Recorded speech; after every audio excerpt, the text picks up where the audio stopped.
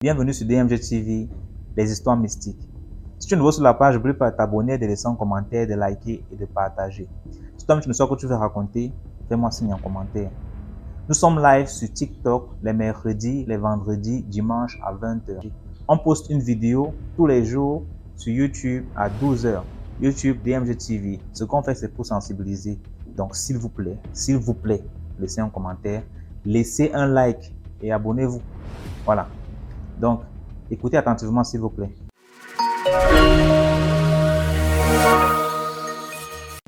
Bienvenue sur DMG TV, les histoires mystiques. Si tu es nouveau sur la page, n'oublie pas de laisser un commentaire, de liker et de partager. Si tu veux raconter une histoire, clique sur les deux bonhommes bleus et roses là, et puis tu pourras raconter ton histoire. Sur YouTube, n'oublie pas de laisser des likes, de commenter.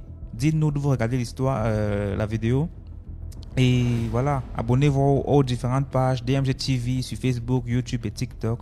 DMG TV sur YouTube, c'est pour jouer à la fois les rediffusions des directs ici là, ça te manque un direct, trouve-le sur YouTube. Ou alors, les histoires qu'on envoie sur le téléphone, sur le numéro WhatsApp, on joue ça, 10 histoires par jour sur YouTube, tous les 12 heures.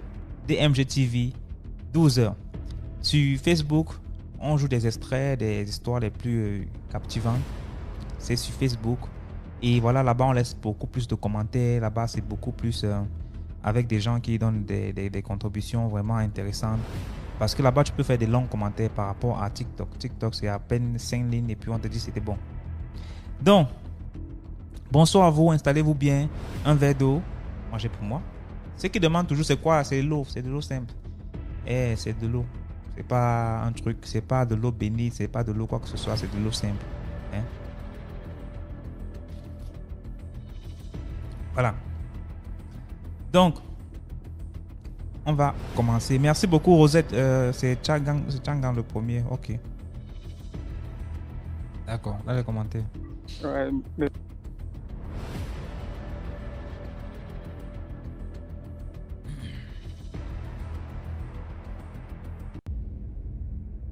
User, merci pour les cadeaux.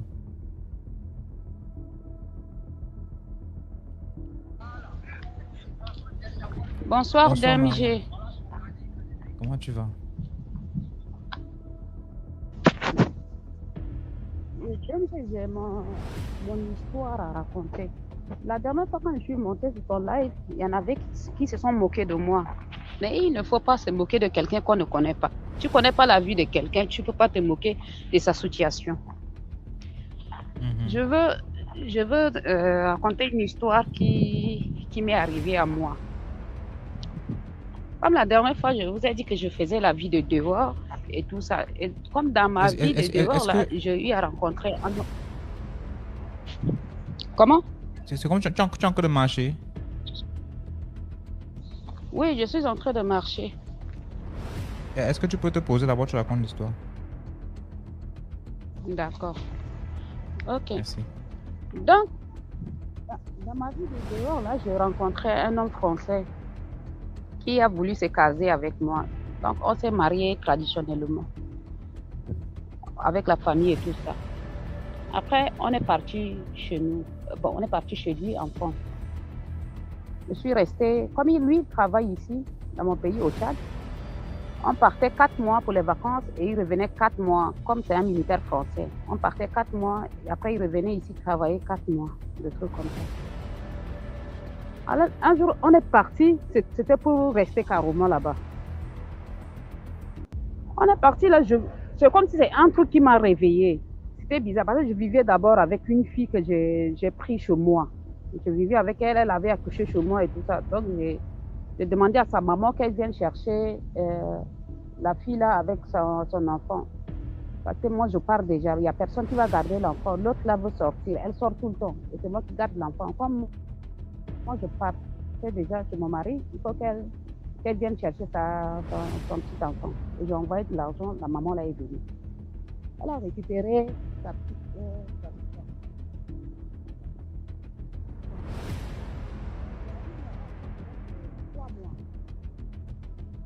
Il y a un problème avec l'audio. Hein. C'est comme si tu as mis la main sur le micro. Oui. C'est bon, vous m'entendez?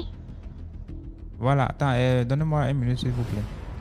Euh, Quelqu'un qui a le courage de monter raconter son histoire, surtout quand c'est personnel comme ça là, quelqu'un qui vous dit avant je faisais le dehors et d'autres demandent là le dehors c'est quoi. Euh,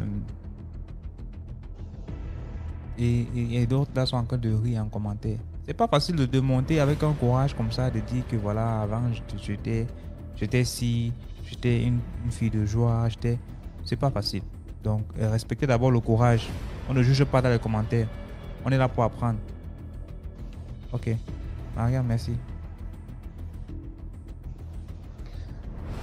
Donc, du coup, en fait, quand on était parti, j'ai fait 3 mois. Ma copine, la celle que j'ai recrutée chez moi, elle est partie aussi. Après 3 mois, je me réveille vers les 3 heures du matin. Quelque chose me dit de rentrer dans mon pays.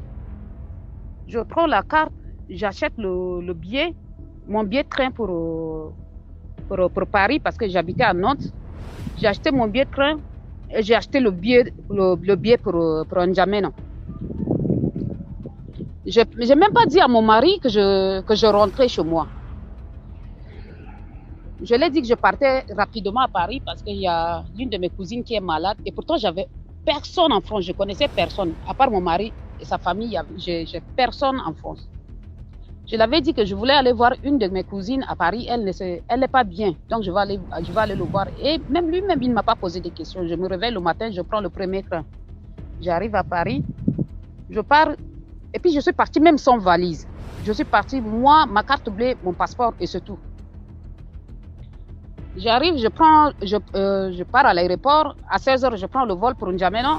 J'arrive ici à 22h d'abord, j'appelle mon mari que je suis arrivée à N'Djamena. Il me dit, mais comment ça? Tu m'avais dit que tu partais à Paris, tu ne m'as pas dit que tu partais au Tchad. Je dis, je ne sais pas, mais je suis venue à N'Djamena.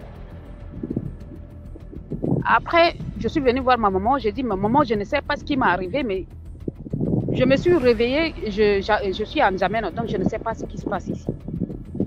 Ma mère m'a dit, mais comment ça? Tu n'as pas programmé, tu n'as rien dit, tu te lèves comme ça. Et en plus, tu ne m'as même pas dit que tu venais, ça m'a surpris.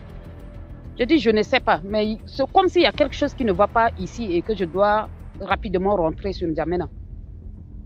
Ma mère a dit, ok, mais qu'est-ce que ton mari en pense? Je dis, mais je ne sais pas, parce que je ne l'ai même pas dit. Je lui ai dit que je partais à Paris. Du coup, on est resté, moi je suis restée 2 semaines. Comme je veux repartir, je ne pouvais pas. Tac, mon passeport a disparu. Parce que je devrais d'abord attendre à ce que j'avais d'abord un rendez-vous pour mon carte de séjour. Il faudrait que mon visa d'installation finisse avant qu'on me donne un carte de séjour. Donc j'attendais mon carte de séjour. On a fait une demande, mais les gens de la préfecture, ils m'ont dit d'attendre à ce que mon visa finisse. Est-ce que tu peux te retourner? Allô? Oui. Allô? Est-ce que tu peux te retourner plutôt? C'est comme si le vent vient bien dans ta direction là-bas. Il y a le vent qui vient dans ton téléphone. Tu peux te retourner s'il te plaît? Oui, je suis dans un espace un peu vide donc. Tu te retournes simplement. Tu changes de direction seulement. Ok. Ça va mieux? Voilà, là c'est bon. D'accord. D'accord. Du coup, quand on était resté, après mon passeport avait disparu. Je devrais attendre d'abord à ce que je devrais d'abord attendre à ce que mon visa finisse avant qu'on me donne la carte de séjour. C'est comme ça. Pour quelqu'un qui a déjà été en France avec un visa de long séjour, il sait comment ça se passe. Donc, moi j'arrive ici 2 semaines, mon passeport disparaît. J'ai dit, mais comment? J'ai demandé à ma maman, est-ce que tu as vu mon passeport? Elle a dit qu'elle n'a pas vu. La seule personne qui était venue chez moi, là, c'était ma copine qui habitait chez moi, là. Je l'ai appelée pour lui demander, est-ce que tu as vu mon passeport?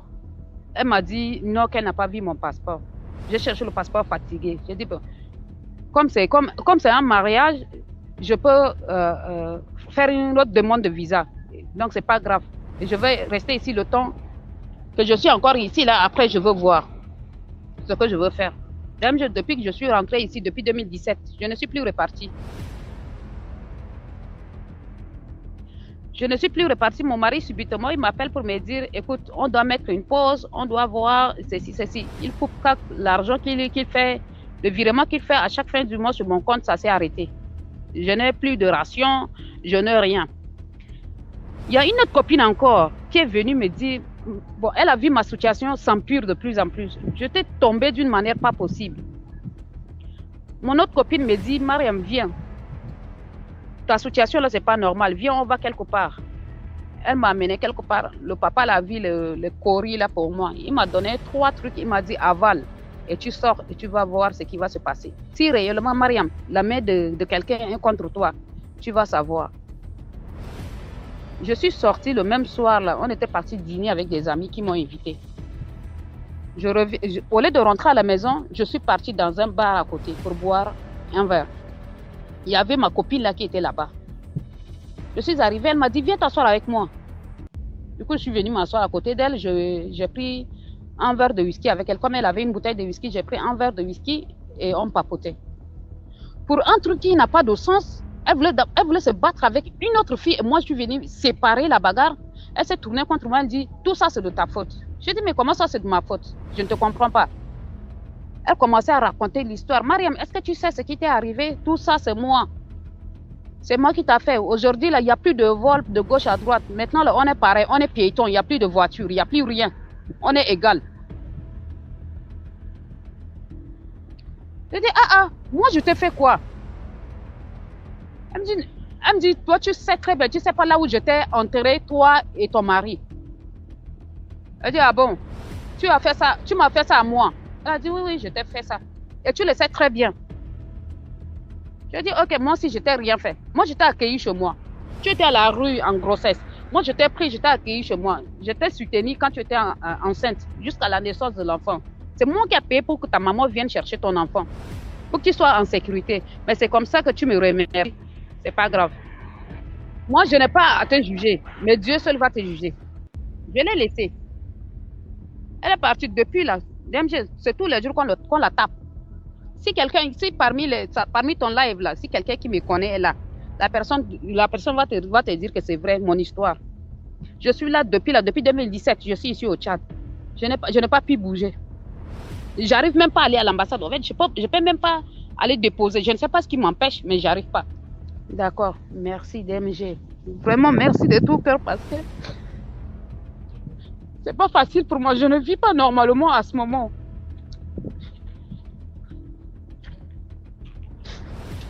Merci DMG. Au revoir. Je vais te suivre. Du courage. J'attends jusqu'à tu viens. Laisse-moi un message là, je vais m'abonner à toi directement. Laisse-moi un message dans les commentaires, s'il te plaît. Il faut écrire un message dans les commentaires là.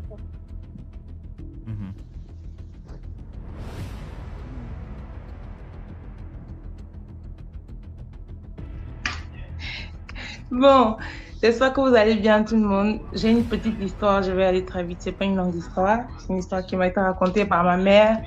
Un truc qu'elle avait vécu au Cameroun. Là où tu es là, c'est comme s'il y a un peu d'écho, hein. Je diminue la télé. C'est bon, vous m'entendez mieux? Ouais. Ok. Donc, c'est une histoire que ma mère a vécue au Cameroun avant qu'elle ne vienne au Gabon. L'histoire se passe dans un quartier. C'était au village. Moi, je suis de Bafia, de Buffet. Donc, c'était au village. Il y avait un gars au village qui aimait boire, il buvait beaucoup. Il était le genre de gars du quartier Soula, là. Il y avait un vieux père. Le père ne dérangeait personne. Il était toujours chez lui. Bonjour. Le père ne dérangeait pas les gens. Donc, c'est comme ça. Tout le temps, les gens venaient se soulager à la barrière du père. Ils se soulageaient. Les autres pissaient, les autres laissaient les excréments et tout. Donc, c'est comme ça que le père avait écrit interdiction de pisser sous peine de poursuite mystique. C'était écrit noir sur gris du mur, n'a pas dit sur blanc. Le soulard du quartier, lui, s'en fout. Il a fini de boire dans tout Bafia. C'est chez le père là, qui dit qu'il va aller se soulager. Il arrive alors à la fenêtre du père. Il commence à pisser. Le père écoute le bouche. Il ouvre la fenêtre, il dit que mes petits, tu ne lis pas. On n'a pas dit qu'on ne pisse pas ici. Il dit au père, car le père, tu fais le boulot. Le père dit que papa quitte. Il dit car le père, tu fatigues. Moi, je vais sûrement pisser. Le père dit que mon fils, s'il te plaît, c'est ma fenêtre. L'odeur va monter, ça me dérange. Quitte.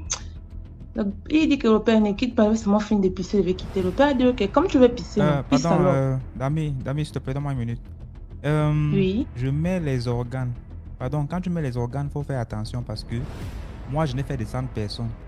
Son réseau a déconné, elle est descendue seule. Alors pourquoi tu me dis, tu pouvais lui demander de ne pas parler au lieu de faire descendre sans parachuter. Ce n'est pas moi. Ce n'est pas moi, je ne fais descendre personne. Même quand l'histoire saoule, parfois je laisse jusqu'à la fin. Hein? Donc je ne fais descendre personne. Je ne suis pas comme ça, donc faut pas me taguer un truc du genre. Ok, avançons, Dami. Ok, donc c'est comme ça, le père a dit non, mieux tu quittes parce qu'après le 2 va me déranger. Le gars dit qu'il ne quitte pas. Il ne quitte pas, il faut seulement qu'il finisse de pisser ici avant de partir. Il ne peut pas les pisser devant. Elle dit ok, d'accord. Donc pisse alors comme tu veux pisser. Le père a refermé sa porte, il est rentré dans sa maison. Le gars a pissé. Wow, il pisse jusqu'à les pipis ne finissent pas. Le gars dit que mais je pisse quoi depuis? Il pisse jusqu'à il est là debout. Ça fait plus d'une heure. Le gars il est debout. Il ne fait que pisser. Les gens, jusqu'à ils crient. Oh, venez, oh, mon Dieu, n'arrive plus. Oh. C'est quoi? Oh, je pisse depuis. Il ne fait que pisser. Comme ça, les gens viennent. C'est comment? Il ne fait que pisser. Allez voir le père, on peut voir le père. Le père, c'est comment le gars là ne fait que pisser depuis qu'il est là debout, il pisse. Il ne tient même plus debout, il est fatigué. Le père dit que non, j'ai envie d'aller pisser devant. Il a dit non, il veut pisser là. Il n'a qu'à pisser. Il va alors rester. Le gars, il est resté. Le père il a fait toute la journée là en train de pisser. Il est resté là jusqu'à. Il ne tenait même plus debout. C'est-à-dire qu'il a laissé le corps, mais il continue à pisser. C'est-à-dire, tu es même couché par terre, mais la pisse coule toujours. Il a eu sa dose de pipi le jour là. Il a pissé jusqu'à. En soirée, le père a eu pitié. Le père a dit, ok, tu vas encore venir pisser. Oh non, le père ne veut plus. Tu vas venir encore pisser. Oh non, ne veut plus, c'est fini. Le père a dit, ok, c'est fini. Quand le père a dit, c'est fini, poum, les pieds se sont coupés.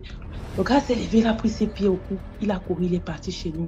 Là, maintenant, tout le village savait que, ne pissez plus. Personne ne parlait encore pisser sur le père, là. Sous peine de poursuite mystique. Mon histoire, c'était juste pour édifier les gens, pour dire que vous passez souvent chez les gens, vous voyez quelqu'un dit n'entrez pas. On a laissé le mot ici, n'ouvrez pas. On a laissé le truc ici, ne faites pas. Ne faites pas. Ne faites pas. Vous faites souvent que vous avez le gros cœur. On va me faire quoi? Ça va dire quoi? Ils vont faire quoi? Ils vont seulement parler, ça va finir.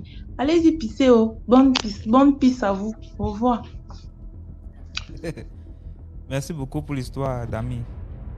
Vraiment que bonne pisse à nous. Ah, j'espère que ma voix n'est pas trop loin aujourd'hui, hein? Parce que le téléphone est sur la table. D'accord. Bon, l'histoire d'aujourd'hui va être un peu courte. Toujours dans ce village, là où ma mère est partie en mariage. Là où il y a mon oncle qui a eu la visite de quelqu'un qui lui a demandé de lui dessiner. Donc là, c'est encore un autre épisode d'un autre jour. Déjà, je vais essayer de décrire le terrain sur lequel on habitait. Comme je l'avais déjà dit, c'était une cour commune, mais c'était juste la famille qui habitait. Donc, derrière la maison, à quelques mètres, il y avait les cimetières, là où on enterrait les membres de la famille. Et tout le monde sait que ici en Afrique, dans les villages, les toilettes indigènes là sont toujours un peu loin de la maison, en fait. C'était un peu reculé.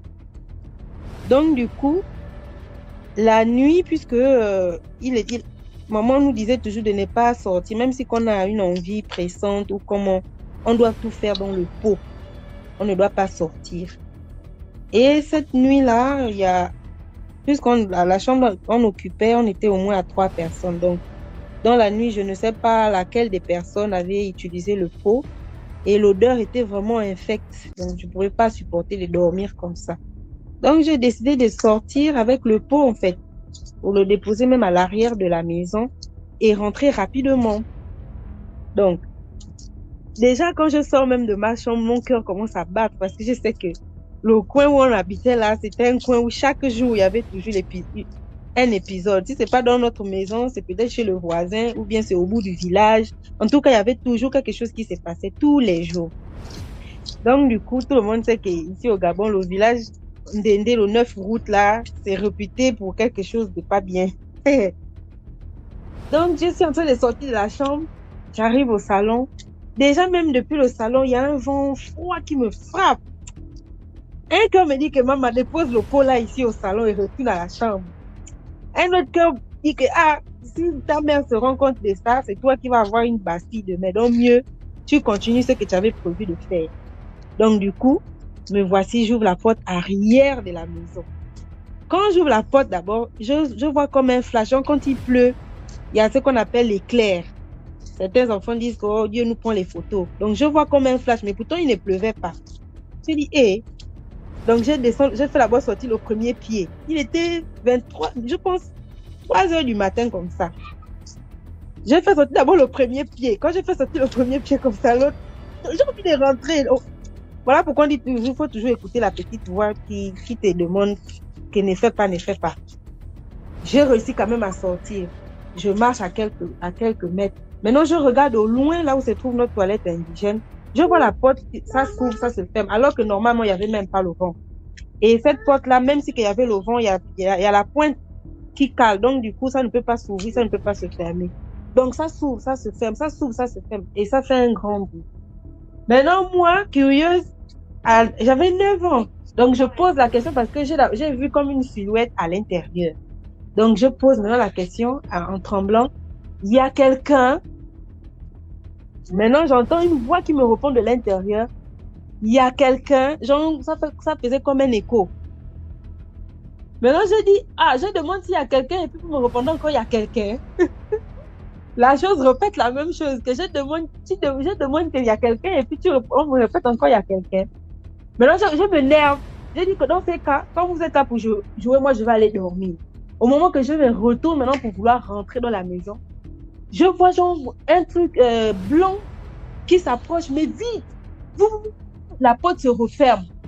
Quand la porte se referme, j'essaie de vouloir rouvrir la porte, je n'arrive pas. J'essaie d'ouvrir la porte, je n'arrive pas. Maintenant, j'avais peur, je ne voulais pas me retourner parce que je savais que si je me retournais, c'est que tu les deux voies là. Soit je meurs, soit je ne sais pas. Donc, j'ai gardé mes yeux fermés. J'ai commencé à crier, maman. Elle aussi, elle sort là-bas, elle vient, me trouve. Elle m'attrape, elle me dit, il y a quoi? Je dis, il y a quelque chose qui est derrière moi, Elle me dit, mais il n'y a personne. Il n'y a personne derrière toi. Comment il y a quelque chose qui est derrière toi? Donc, dans la panique, là, on n'a rien remarqué, on est rentré. Le matin, maintenant, quand on se lève, c'est son mari qui appelle sa mère, qui vient me trouver à la cour, donc derrière, mais il y avait aussi une cour derrière. Donc, quand sa mère arrive comme ça, ils sont en train de parler en langue pour nous. Moi, je ne comprenais pas la langue. Ma mère aussi, elle était en mariage, donc elle ne comprenait pas aussi la langue. Ils ont fini de parler. Ensuite, quand il vient maintenant pour expliquer ça à ma mère en français, c'est là où j'entends comment il dit à ma mère que va derrière la cuisine, il y a des pas, il y a des pas de quelqu'un, il y a quelqu'un qui a marché, mais qui a fait le tour de notre cuisine. Sauf que la personne qui a marché n'avait qu'un seul pied, parce que l'empreinte, c'était juste l'empreinte du pied droit. C'est-à-dire la personne qui a marché n'avait pas le deuxième pied. C'était juste l'empreinte. Et ça a fait le tour de la maison. Donc, pendant que j'ai crié là, la silhouette blanche que j'ai vue là, qui tournait la maison là, c'est lui qui a laissé les empreintes. C'est passé, oh. Tout le monde a eu un petit vent de panique. Dans la soirée maintenant, voilà mon beau-père qui dit que on va un peu aller s'amuser, c'est le week-end. Avec mon oncle qui est décédé, qui avait dessiné le génie là, ou le fantôme, on ne sait même pas c'était quoi. Ils ont décidé que on va aller maintenant s'amuser. Ils sont partis dans un autre village. Parce que c'est là-bas où il y avait un peu les boîtes de nuit, c'était un peu évolué. Ils ont fini. Quand ils rentrent maintenant, nous on est en train de dormir, on ne sait pas ce qui s'est passé dans la nuit. Maintenant le matin, on les trouve là paniqués, ils n'ont même pas dormi. Ils étaient là au salon en train de parler, ils étaient paniqués. Maintenant, maman pose la question à son mari, puisque elle était chrétienne. Donc, les histoires de sortir en boîte, là, c'était pas trop pour elle. Donc, elle pose la question à son mari, qu'est-ce qui se passe? Pourquoi je vous vois un peu paniqué comme ça, là, on dirait qu'il y a un souci. Ça, son mari lui dit que, viens d'abord t'asseoir. Je ne sais pas si les prières que tu as fait hier, c'était des bonnes prières, mais ce qui s'est passé la nuit quand on est rentré, le vin qu'on a bu là, on a même dessoulé. Ça, maintenant, mon oncle là, c'est lui qui raconte. Il dit que, quand on est arrivé, tonton est rentré pour dormir. Moi, j'avais envie de pisser. Donc, avant de rentrer, je me suis dirigée vers là où il y a les cimetières là, pour dire que je vais aller pisser. Donc, au moment où je suis déjà en train de pisser, en fait, c'est celle qui vient de passer là, quand elle a raconté son histoire, là, ça m'a fait penser à ça. Donc, au moment qu'il était en train de pisser, il se rend compte qu'il y a une chèvre. Je ne sais pas si c'est la chèvre, le genre de mouton blanc là, il est tout blanc, il n'a pas de taches, il a des petits cornes sur la tête. Donc, il est en train de brouter l'herbe à 3 heures du matin. Donc, mon oncle là, il était bourré dans sa voiture. Donc, il pose la question à la chèvre que, comment toi, à l'heure là, tu trouves le temps de brouter de l'herbe? Maintenant, la chèvre se retourne vers lui et lui dit, et toi, tu fais quoi à l'heure là? Tu peux pas aller dormir? Il ne sait pas s'il a enlevé son pantalon ou s'il a même arrêté de pisser. La seule chose qu'il se souvient, c'est qu'il était affalé sur les coussins au salon, la porte grand ouverte, en train de crier le nom de son oncle. Et quand l'oncle sort comme ça, l'oncle lui dit c'est comment, quand il essaie d'expliquer la chose à l'oncle, quand l'oncle aussi sort, il voit la même chèvre. Là, donc les deux sont en train de se fixer. Mais comme son devait là déjà dit que j'ai posé la question à la chèvre, et la chèvre m'a répondu, donc l'oncle n'a pas eu le courage de lui aussi parler avec la chèvre. Il a seulement refermé la porte. Ils ont veillé là au salon en train de réfléchir à savoir c'était quoi, qu'est-ce qui s'était passé. Donc, tout ça pour dire que, mes frères et sœurs, quand vous sortez la nuit pour aller boire le vin là, quand vous rentrez, si vous êtes rentrés à deux là, mieux vous deux vous rentrez dans la maison, vous refermez derrière. S'il y a les envies de pisser ou quoi que ce soit, la faites tout à l'intérieur. Les histoires de avant, si je pisse d'abord là, ça finit toujours en récréation avec les chèvres. D'accord, merci beaucoup pour l'histoire, Alvina. Dans les commentaires. Très bien, et toi? Ouais, Dieu fait grâce à. Je suis heureuse d'être là parmi vous. En gros, j'ai deux petites histoires trop rapides à raconter. La première, c'est moi-même. J'ai vécu ça en 2012. En 2012, j'étais pas encore chrétienne, donc bon. Mais sauf que quand tu racontes, il faut éviter de rire, s'il te plaît. D'accord. Excusez-moi. Ok, excusez-moi. Je suis trop de bonne humeur ce soir. Ok, donc ça s'est fait que mon père, j'étais un peu trop turbulente, je sortais tout le temps, je dansais par-ci par-là. Et ça fait que mon père puisse commencer à m'amener à la prière avec lui. Mais ces jours-là, il ne se sentait pas bien, alors il m'a dit de partir seul, prier chez ses amis. Donc ses amis qui étaient une famille pastorale. C'était vraiment trop loin de chez moi, mais bon, comme c'était une prière, on n'avait pas le choix. Et ce soir, j'ai pris les transports. Je suis arrivée et c'était à l'époque là, la personne en question avait 2 portails.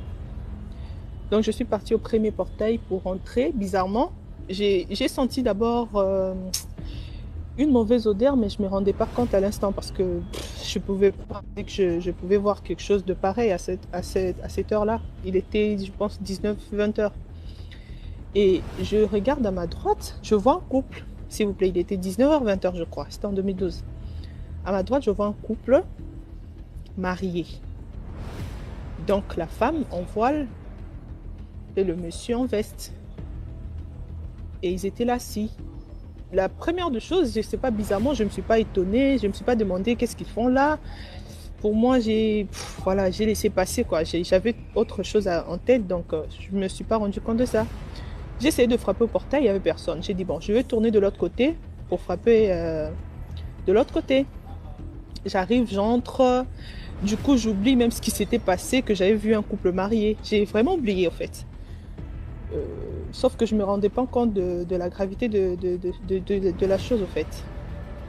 Et après, vers 22h, 23h, la prière commença. On a commencé à prier. Et bizarrement, il y avait une dame qui était juste à côté de moi. Elle commence à dire que non, je sens une mauvaise odeur par ici. Voilà, patati patata. On continue à prier parce que moi, en ce moment-là, je ne me rendais pas compte. J'ai dit, bon, voilà, parole de connaissance, donc on laisse passer. Après un moment, la dame continue à parler. Là, elle commence à prophétiser que non, il y a un esprit de mort en ces lieux. D'ailleurs, il y a 2 esprits humains d'un couple de mariés. Et là, de ma tête jusqu'aux pieds, je me suis rendu compte que oui, le couple que moi je venais de voir dehors, au portail, c'était eux. Et moi, j'ai vu leur visage, j'ai vu tout, en fait. Et je me rends compte à la fin, et là, j'ai pissé aux habits.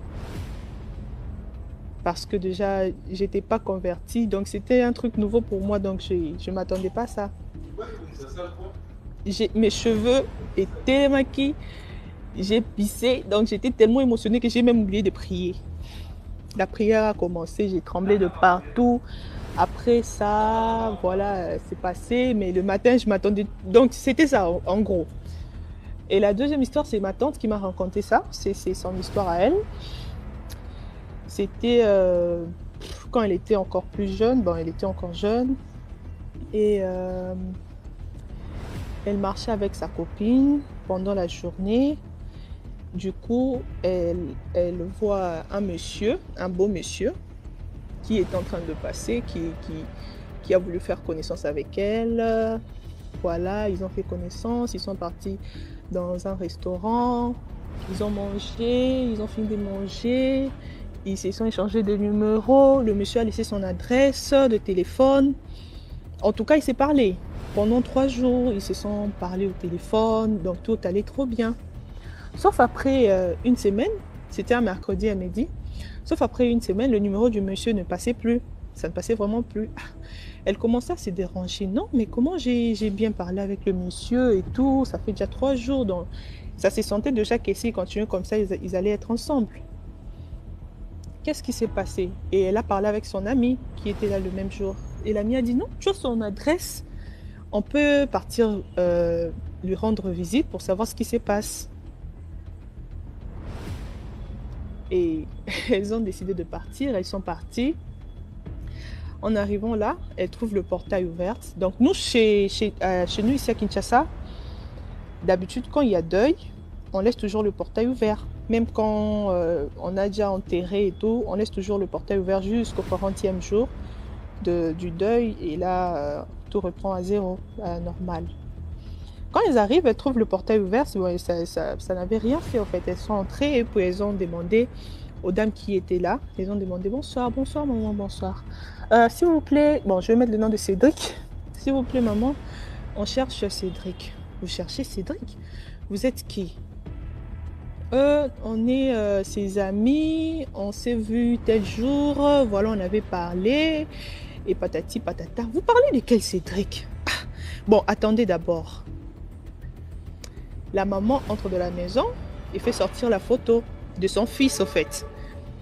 Et quand la mère fait sortir la photo de son fils, ma tante dit oui, exactement, c'est lui, c'est vraiment lui. On s'est vu la semaine dernière, c'était un mercredi, voilà, il est beau comme ça, c'est vraiment lui, voilà, voilà, voilà. Et la mère, la famille entière qui commence à pleurer à l'instant que non, le même mercredi où tu nous parles, c'est le même mercredi où on était allé enterrer Cédric. Donc Cédric, c'est un homme mort. Donc le jour dont tu me parles là, que vous vous êtes vus, c'est le jour qu'on l'a enterré.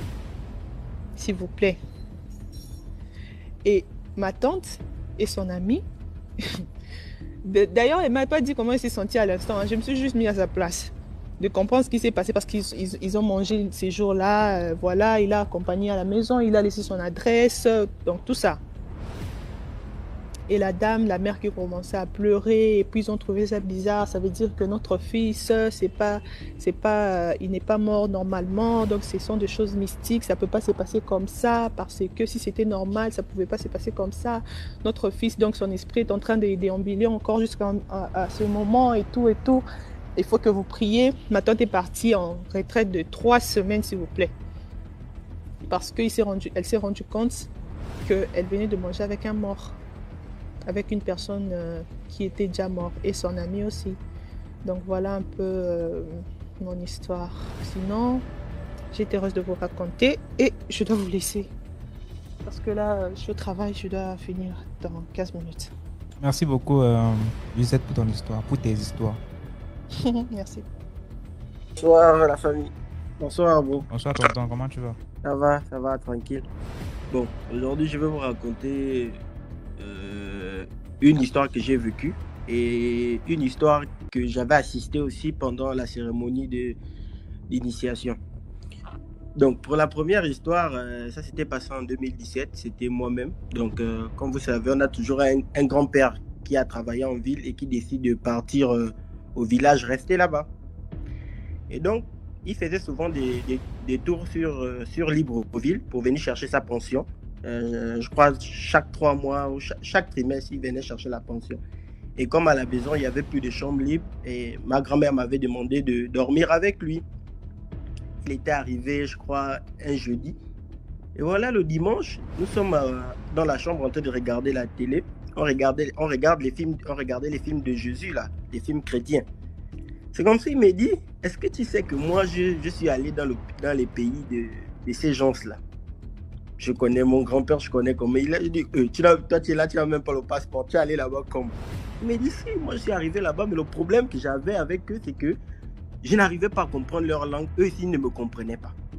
J'ai dit, mais toi, tu parles d'abord la langue là. Tu parles hébreu pour voyager là-bas. Tu pars faire quoi là-bas? Tu es arrivé là-bas comment? Il me dit, tu ne peux pas comprendre.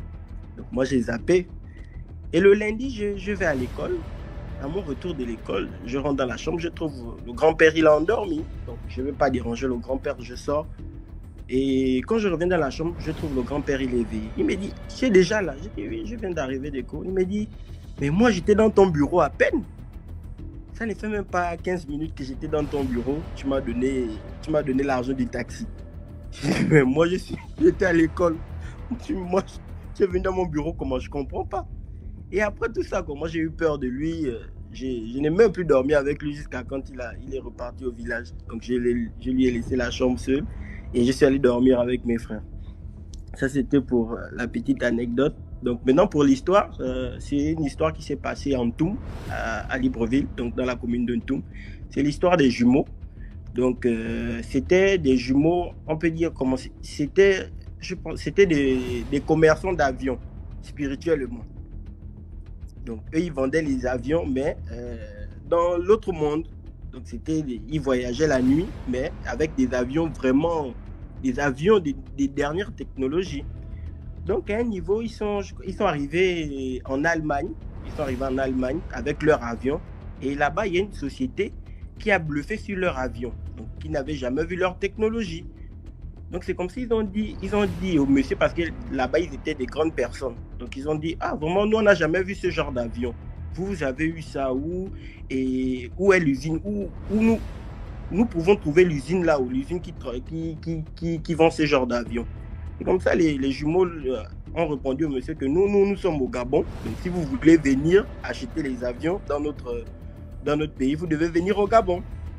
C'est comme ça, les messieurs ont dit, il n'y a pas de problème. Ils ont pris les coordonnées, ils ont pris les noms des jumeaux, donc les deux frères. Ils ont pris les coordonnées, la ville, le nom du quartier. Et tout. Et les enfants sont partis avec leur avion.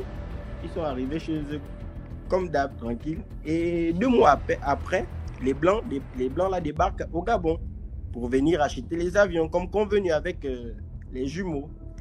Quand ils arrivent à l'aéroport, ils disent non, ils veulent partir en Ntoum. Quand ils vont en Ntoum, on les amène en Ntoum.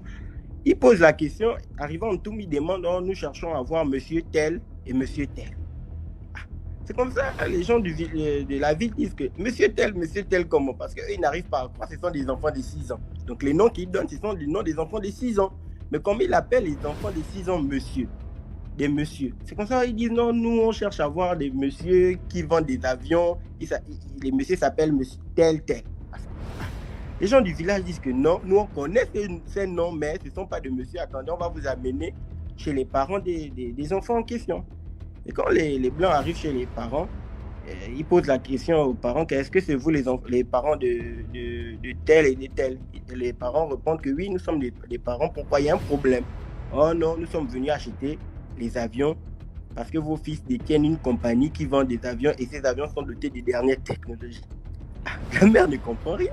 Elle regarde ses enfants, c'est des enfants de 6 ans. Ils jouent là en slip, là à la cour, comme on va dire que les enfants là vendent les avions. Et c'est comme ça, quand elle appelle les enfants, quand les enfants ont vu les blancs, les enfants sont devenus fous. Maintenant, qu'est-ce qui se passe? Moi j'ai l'ami de mon défunt grand-père, lui il soignait ce genre de maladie. Donc c'est comme ça, il est allé ils ont amené les jumeaux chez mon grand-père, donc chez l'ami de mon grand-père, pour commencer le rituel pour soigner les enfants. Et donc, pendant le rituel, il fallait montrer où l'avion était garé. Donc, où ils garaient leur avion mystique en question, que les Blancs venaient acheter. Et donc, pendant le rituel, ils ont montré où l'avion était garé. Et l'avion, là, c'était la coquille de l'escargot. C'était garé derrière la maison. Donc, là, c'était la coquille de l'escargot, leur avion des dernières technologies, avec laquelle eux, ils voyageaient tout le temps dans les grands pays pour être des grands messieurs, en fait. Et donc, après le rituel et tout, les enfants n'ont pas survécu. Ils ont juste fait 2 mois et ils sont décédés. Donc, c'était un peu ça. Mais j'ai encore une autre histoire pour ne pas prendre beaucoup de temps. Je vais laisser d'abord les autres monter. D'accord, merci beaucoup pour l'histoire. Bonsoir. Oh, je me mets d'abord vite à la terrasse. Oui, je vais bien. J'ai 2 histoires. Une qui est longue et une qui est courte. Pour celle qui est courte, là, pas des avions. En fait, c'est par rapport à l'histoire précédente là, qui m'a rappelé une histoire que ma grand-mère m'avait racontée. Donc, je ne sais pas s'il faut parler de celle de ma défunte amie qui est décédée il y a 3 mois de cela, dans des situations un peu compliquées. Bon, en fait, on était en faculté ensemble. On était en faculté ensemble ici au Gabon. Donc, elle avait déjà terminé son année de master. On avait terminé l'année de master quand on était à la recherche des stages. Donc, on a terminé les stages et tout. On se parlait maintenant un peu au téléphone vu qu'on ne se voyait plus. Enfin, moi, je n'avais pas encore commencé les stages. Donc, ce faisant, on s'écrivait et lorsque ma copine a accouché, je suis allé chez elle. On s'est vu, je peux dire, un jeudi. On s'est vu un jeudi, elle m'a dit qu'elle devait venir voir l'enfant à la maison. Je lui ai dit, il n'y a pas de problème. Et on a un peu parlé des stages et consorts. Elle m'a dit non, elle avait terminé les stages, ça pouvait déjà rédiger son mémoire. Donc, c'est comme ça, je peux dire 2 semaines après, mon téléphone sonne, il est 22h. Comme on avait un groupe, dans un groupe de classe, un groupe de travail, mon téléphone sonne, c'est une autre amie qui m'appelle pour me dire non. Voilà, je vais donner notre nom. Il y a Audrey qui est décédée. J'ai dit comment Audrey est décédée. Tu plaisantes ou quoi? Audrey, ça fait 2 semaines, on s'est vu et qu'on soit et tout ça. Comment ça, elle est décédée? Oh non, elle est décédée. J'ai dit, tu blagues? J'ai arrêté, j'ai pris le numéro, j'ai essayé d'appeler sur son téléphone, ça ne passait pas. Je me dis, mais attends, c'est quoi cette histoire-là? J'étais un peu stressé, j'ai essayé un peu d'appeler les amis qu'on avait. Je suis allé sur Facebook, j'ai essayé de fouiller. Effectivement, il y a beaucoup de gens qui parlaient de ça. Des gens du lycée, de son ancien lycée qui parlaient de ça, qui disaient, qui confirmaient que non, elle est décédée. Je dis, c'est faux. Comme elle reste non loin de chez moi, donc le lendemain, 6h, je suis allé chez elle. J'ai croisé son gars là-bas. Il demandait, non, mais qu'est-ce qui se passe? Elle et moi, on a parlé il n'y a pas longtemps et tout. Et du jour au lendemain, on m'appelle que non, elle est décédée. C'est quoi cette histoire-là? Le gars nous me fait asseoir. Je suis parti avec d'autres amis qu'on avait en commun. Je suis allé. On était assis. Après, il nous fait comprendre que, en fait, ça faisait plus d'1 semaine qu'elle était en travail spirituel. J'ai dit, quel travail spirituel? Oh non, voilà, il y a sa sœur qui est venue lui chercher, l'a amenée dans une église qu'elle ne fréquentait même pas. Elle l'a amenée dans cette église-là. Ils ont fait du travail spirituel parce que la sœur, en fait, n'avait pas un grand boulot en tant que tel. Mais elle avait dit à sa sœur que non, comme il y avait, là où elle passait les stages là-bas, sa petite sœur lui a fait comprendre. En fait, c'est la grande sœur qui lui a emmené, elle c'était la petite sœur. Sa petite sœur lui a dit non. Sa grande sœur lui a dit non, qu'il y avait... non, la petite sœur qui a dit à sa grande sœur, non, on va recruter là où je passe les stages là-bas. Et la grande sœur a dit, bon, ok, comme c'est comme ça, viens faire les stages, viens faire un travail spirituel. Je crois, si c'est un truc comme ça, là, viens faire un travail spirituel. Après ça, c'est quelque chose, ça va marcher. Ben après, quand il nous dit ça, j'ai dit, mais elle avait besoin de le stage qu'elle allait faire, c'était un stage études. C'est-à-dire, elle terminait, elle rédige son mémoire, après elle soutient. C'était quoi l'envie? Et pourtant, on parlait ensemble, mais nous ne parlait jamais de ça et qu'on sort. On a laissé. Donc, il a continué à nous relater l'histoire que non. Quand elle allait là-bas, le gars a fait asseoir la go, comme ils vivaient ensemble, il lui a dit non. Ah, ma chérie. C'est vrai que voilà, on souffre un peu, on n'a pas vraiment l'argent, mais on ne manque de rien à la maison. Qu'est-ce qui te pousse à aller faire? Est-ce que tu es prête? Parce que c'est un jeune qui devait prendre beaucoup de temps. Est-ce que tu es prête? Est-ce que tu es prête? Oh non, oui, je suis prête. Oh non, oui, je suis prête. Oh non, je suis prête. Le gars a dit, ah, les choses comme ça ne s'engagent pas comme ça facilement. Il faut d'abord bien, est-ce que tu es d'abord prête physiquement et spirituellement? Oh oui, donc ça a créé un peu des problèmes là. Et comme sa sœur, d'après ce que le gars disait, que sa sœur avait un peu trop de l'emprise sur elle, donc elle ne faisait qu'accepter. Donc c'est comme ça, se faisant 2 jours après, il se rend compte que Lago est affaibli. Il demande bien à Lago que non, mais attends, c'est comment depuis là tu ne fais que t'affaiblir, mais voilà, moi je te conseille, tu vois que tu peux aller, arrête. Donc c'est comme ça, Lago a persisté dans ça jusqu'au jour elle a rendu l'âme. Et le jour où elle rend l'âme, son gars avait appelé sa soeur pour lui dire non, ah là où on est là, même pour aller, pour s'élever, un peu plus s'élever, est-ce que je peux lui donner de l'eau? Oh non, tu ne peux pas lui donner de l'eau et tout, voilà, machin, elle va venir couper le jeûne et qu'on sort. Il dit, elle n'est même pas arrivée, comment on appelle ça là, à l'église, elle est morte en chemin. Quand elle est morte en chemin, ils l'ont amenée à l'hôpital, on a dit qu'il était trop tard, qu'elle était décédée depuis. C'est comme ça qu'il nous dit, mais non, en fait, ce n'est pas tant. Au début, nous, on a pensé que non, c'était le jeûne et consort. Comme on avait une fille avec nous qui priait, qui a dit non, le jeûne ne peut tuer personne. Parce que l'être humain, c'est que l'être humain peut faire 7 jours sans manger, il ne meurt pas. Donc, c'est comme ça qu'il nous relate maintenant qu'en fait, ce qui était louche dans ça, c'est d'abord la personne qui l'a emmené là-bas. Il y a des choses qu'on lui demandait, que elle, et je sais que c'était quelqu'un de très raisonnable, et c'était pas quelqu'un qu'on pouvait facilement manipuler.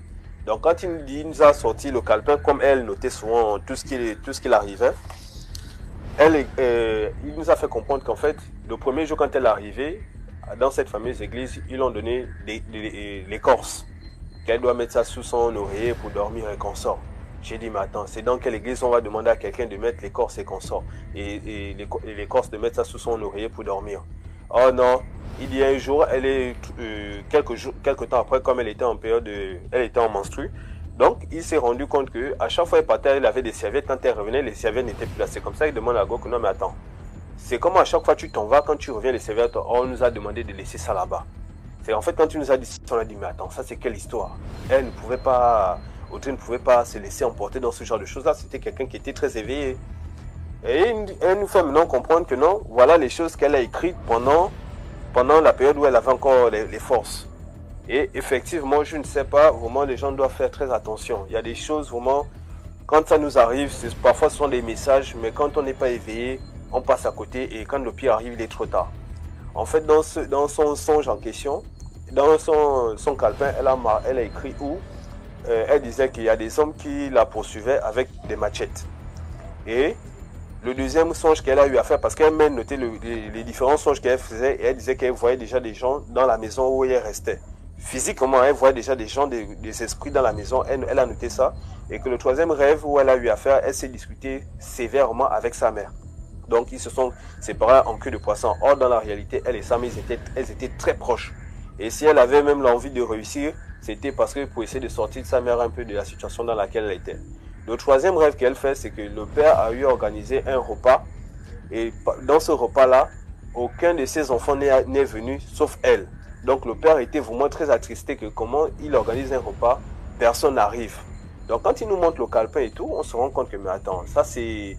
Si elle avait été intelligente ou bien si elle avait eu quelqu'un qui pouvait lire ces signes-là, elle aurait su depuis que non, cette histoire devait mal se finir. Et à la fin, on se rend compte que quand elle décède, on se rend compte que ce n'est pas quelque chose de naturel parce que tout ce qu'on l'avait demandé, c'était quelqu'un qui était en phase de terminer ses études. On sait tous en Afrique que quand tu es déjà... le sorcier, il est toujours là, il te guette, il fait semblant comme s'il ne te calculait pas. Mais quand il sait que tu es déjà à la porte de la réussite, c'est là où il vient t'atteindre. Et elle, c'était l'une des... Bon, son père nous a raconté que sa mère avait connu des blocages dans leur famille. Et c'est ce qui fait que sa mère n'a pas pu réussir. Et comme elle voulait déjà réussir, apparemment, on est passé par sa sœur pour l'atteindre. Donc, c'était juste comme ça. Et elle est décédée. Et franchement, ça nous a vraiment fait du mal parce que quelqu'un que tu aimais, tu ne peux pas amener quelqu'un que tu aimes, que tu prétends être ta petite soeur, tu l'amènes dans une église ou dans un truc où tu sais que là-bas les choses se passent ainsi. Les choses qu'on lui a demandé, elle, c'était sa grande soeur, elle devait prévenir la soeur que non, voilà, ne fais pas ça. Et comme l'affaire est allée au tribunal, et quand l'affaire va au tribunal, la grande soeur prend la défense de leur prêtresse. Ce qui m'a un peu choqué. J'ai dit, mais attends, tu viens de perdre ta petite soeur chérie, qui était toujours là à chaque moment quand tu avais besoin d'elle. Vous allez au tribunal où on porte plainte à la prophétesse parce qu'il y a eu des négligences et les pratiques. On n'a pas parlé des pratiques qu'il y a eu en dessous. Toi, tu prends la part de la prophétesse. Donc, on a un peu laissé ça comme ça. Juste pour l'histoire de morale, comme une petite morale pour que je veux faire partager aux gens ici. Vraiment, il faut vraiment qu'on fasse très attention. Lorsqu'on est au chemin sur la porte de la réussite, c'est pas tout le monde qui nous voit, qui apprécie que nous réussissons. Surtout, nous sommes en Afrique ici. Vraiment, faites attention. Vaut mieux, vous faites vos choses dans la discrétion. Vous faites vos choses dans la discrétion. Comme une fois, ma tante m'avait dit, si on va au village, dis aux gens que tu n'as même pas le bac.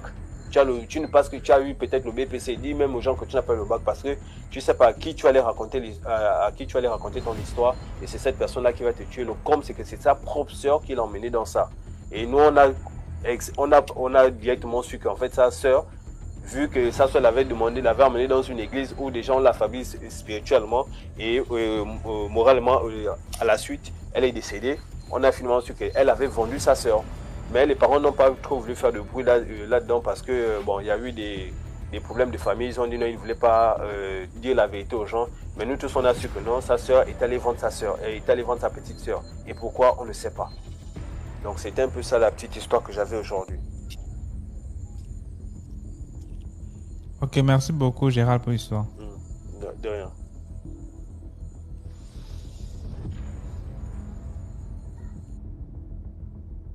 Bonsoir DM, monsieur, ça va? Comment tu vas? Ça va bien, ça va bien. Je voudrais raconter une petite histoire. Ça s'est passé il y a très longtemps, pas vraiment longtemps. Voilà, j'étais encore jeune. Voilà, on va dire, j'avais 16 ans, 17 ans par là. Pour moi, je ne vais pas dire que c'est une histoire mystique, mais c'est une histoire quand même pour des personnes qui ne croient pas au mysticisme. Voilà. Parce que vous voyez, pour les personnes qui ne croient pas à ces choses-là. En fait, l'histoire se passe au sud du Gabon. Voilà. Je vais pas, on va dire dans la province de Langounil, c'est la 4e province du Gabon. Voilà, en fait, j'étais envoyé chez un tuteur pour continuer mes études, voilà, parce que j'étais un peu, je vais dire, en fait, je ne faisais plus très bien mes études à Libreville, voilà. Et le tuteur chez qui je suis envoyé était avec une dame qui avait déjà des grands-enfants, voilà. Vivait avec une dame qui avait déjà des grands-enfants, c'était sa femme, voilà.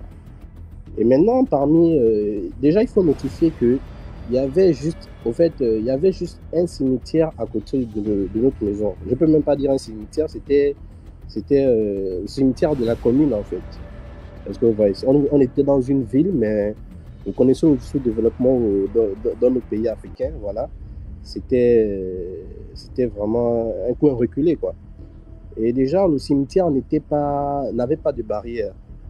Parce que le cimetière n'avait pas de barrière, c'est que même à des centaines de mètres, vous êtes là, vous allez voir des tombes. Et déjà, on était dans un terrain familial. Après le terrain familial, c'était le cimetière. Donc, c'était juste un arbre qui définissait la limite où commençait on va dire ça comment, le cimetière, en fait. Maintenant, le truc, c'est que l'une des filles de la maman, de la femme de mon tuteur, décide de construire juste un bar avant le cimetière, en fait. En fait, le bar est toujours sur le terrain familial, mais le bar devait être à une dizaine de mètres d'où le cimetière commence, en fait. Et le truc, c'est qu'après avoir construit son bar, ma grande sœur, je dois l'appeler comme ça, décide d'ériger une barrière qui va commencer depuis le début jusqu'à la fin. En fait, pour délimiter, en fait, pour séparer notre maison, notre terrain familial et le cimetière. Et voilà, c'est qu'elle commence par faire. Voilà, elle appelle son maçon vu qu'elle en avait un. Elle prend, la barrière est faite. Et je vais dire, par chance, la barrière est faite en une seule journée. C'est-à-dire qu'on a essayé d'ériger une barrière, je vais dire, quand même d'une vingtaine de mètres, voilà, d'une vingtaine de mètres pour la séparer de notre terrain familial. Maintenant, le truc qui se passe après, c'est que voilà, la barrière est faite autour de 16 heures, les ouvriers ont terminé, voilà. Le bar a un peu vendu jusqu'à 23 heures et voilà, tout le monde est rentré. Et le lendemain matin, quand on se réveille, toute la barrière a écroulé. Est-ce que vous comprenez? Toute la barrière a écroulé. Il n'y avait pas de pluie, il n'y avait pas de vent fort, mais toute la barrière a écroulé. Comme ça. On n'a rien compris. Voilà, mais tout le monde, vu que c'était, on va dire ça comment, c'était des villes, il faut savoir, tout le monde se connaît, voilà, quand il y a quelque chose, en fait, on le sait. Et puis même, pendant que la barrière était en train d'être construite, voilà, il y a des personnes qui passaient, qui félicitaient ma grande soeur. Ah, voilà, c'est bien, au moins ce que tu fais, c'est bien. Voilà, au moins tu sépares le cimetière et le bar, en fait. Voilà. Donc, au moins, il y avait une majorité de personnes qui savaient que ma grande sœur était en train de construire, d'ériger une barrière. Voilà. Et puis après, le lendemain, quand on se réveille, on se rend compte du dégât. Voilà. Tout est cassé. En fait, tout est tombé. Je ne vais pas dire cassé, tout est tombé. Voilà. Quand on voit ça, voilà, il y a des personnes qui sont passées, on va dire, je vais dire des vieux, on va dire des sages. Alors, je ne vais pas dire du village parce qu'on était dans une ville, mais c'est juste parce que c'est reculé. Il y a des sages qui sont passés, qui sont allés voir la femme à mon tuteur et lui expliquer que non, honnêtement, les trucs comme ça ne se fait pas. Avant de construire un truc pareil, en fait, il fallait d'abord qu'elle essaye d'abord de faire d'abord des dons, je sais pas, des sacrifices d'abord au niveau du cimetière. Est-ce que vous voyez? Donc il y a des trucs normalement qui devaient être faits bien avant qu'elle érige cette barrière-là. Et donc c'est par là que nous avons compris que donc ce sont ce sont les morts, voilà, peut-être au moment où nous sommes rentrés dormir, nous, voilà, qui ont eu à briser le truc. Il y a des gens qui sont en train de dire que la barrière la barrière de 20 mètres ne peut pas se faire. Faut pas gérer les commentaires, s'il te plaît. Faut raconter mal l'histoire. Donc du coup, les gens disaient que non, il fallait faire des rites d'abord au niveau du cimetière avant de construire la barrière. Bon, après maintenant, il y a des sages qui sont dit que non, il faut recommencer, mais bien avant, il faut d'abord faire les rites.